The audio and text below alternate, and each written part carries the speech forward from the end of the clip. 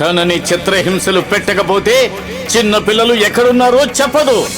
ఒక భయంకరమైన దృఢమైన బోనులో ఈ సఖుని మనం బంధించి ఉంచుదాం.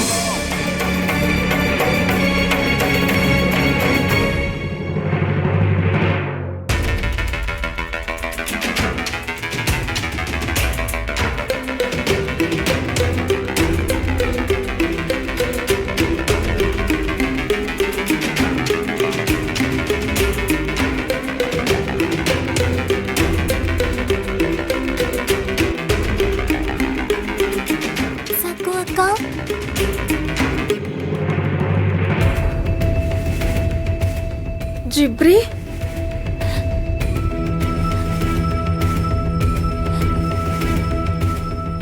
సక్కు అక్క, నువ్వేంటి బోన్లో?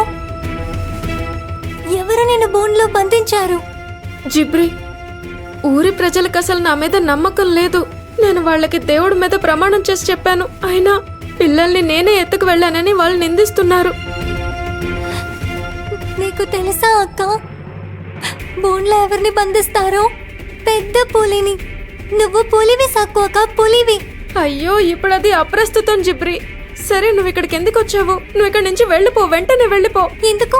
నేనెందుకు వెళ్ళాలి? అయ్యో జిబ్రీ, నువ్వెందుకు ఇలా చేస్తున్నావు? ఇప్పుడు నిన్నెవరైనా ఇక్కడ చూసారంటే వాళ్ళు నిన్ను కూడా ఈ బోన్లో బంధిస్తారు. బంధించని, మనమిద్దరం కలిసి ఒకే చోట ఉందాం. అయ్యో జిబ్రీ, నీకు అర్థమవుతుందా లేదా? ఇది పరాచికాలు ఆడే సమయం కానే కాదు. చూడు, వెంటనే ఇక్కడి నుంచి వెళ్ళిపో. నువ్వు ఎవరికంటా పడకూడదు జిబ్రీ. నాకు నీ సహాయం అవసరమైతే నేను తప్పకుండా నిన్ను పిలుస్తాను. అలా పిలవాలంటే నువ్వు సురక్షితంగా ఉండాలి కదా. వెళ్ళు జిబ్రీ, వెళ్ళు.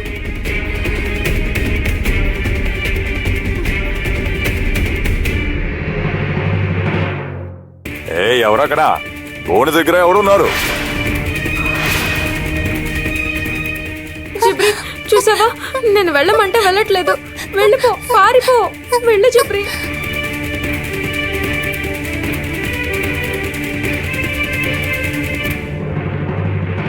ఆ దొంగ బాబా అఘోర శక్తితో సకు రూపంలో ఘోరాలు చేస్తున్నాడు. ఈ సక్కు వల్లే నాగోజీ బాబా గారు చెరసాలలో మగ్గుతున్నారు. లేదమ్మా, బాబా గారు కారాగారంలో లేరు. ఆయన ఆశ్రమంలో కూర్చొని ఆట ఆడుతున్నారు. మనం ఇప్పుడే కారాగారానికి వెళదాం. బాబా గారు అక్కడే ఉన్నారని నిర్ధారించుకునే తిరిగి వద్దాం.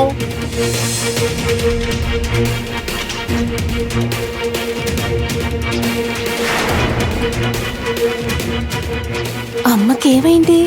ఎవరికి తెలుసు, కానీ ఆవిడ గారి మొహం వాడిపోయింది.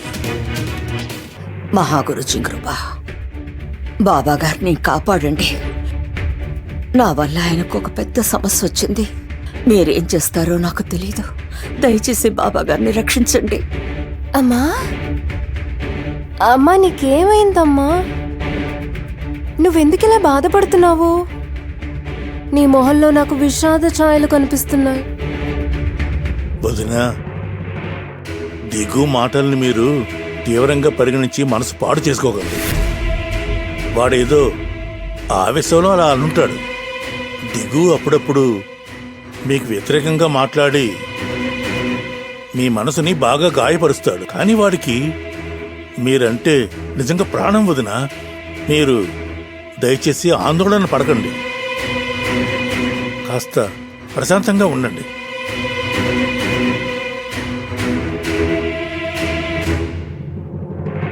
అమ్మా, అయ్యో చెప్పమ్మా, ఏమైంది?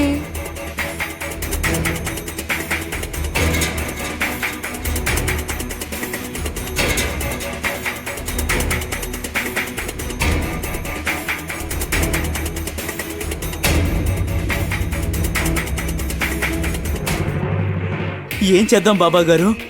మీరు కారాగారంలో లేకపోతే దిగుకి ఆ 5గురికి అనుమానం వస్తుంది, దొరికిపోతారు.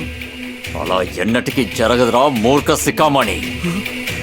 సూర్యాస్తమయం అయిన తర్వాత ఎంత పలుకుబడి ఉన్న వ్యక్తినైనా సరే కారాగారంలోకి అస్సలు అనుమతించరు.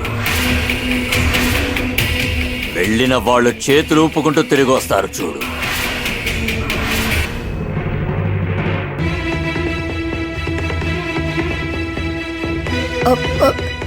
దిగో.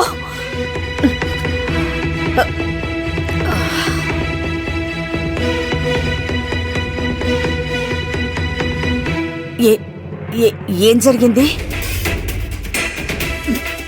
బాబాగారు ఎలా ఉన్నారు? అక్కడ అందరి ముందు స్వరం పెంచి మాట్లాడావు కదా? నేనా? అవును, కన్న తల్లిని నన్నే ఎదిరించి మాట్లాడావు. నేనా? మరింకెవరు? చూడమ్మా, నేను భార్య విధేయునని నా గురించి నేను ఊర్లో చెప్పుకోలేదు. నా పరువు తీసింది నువ్వు.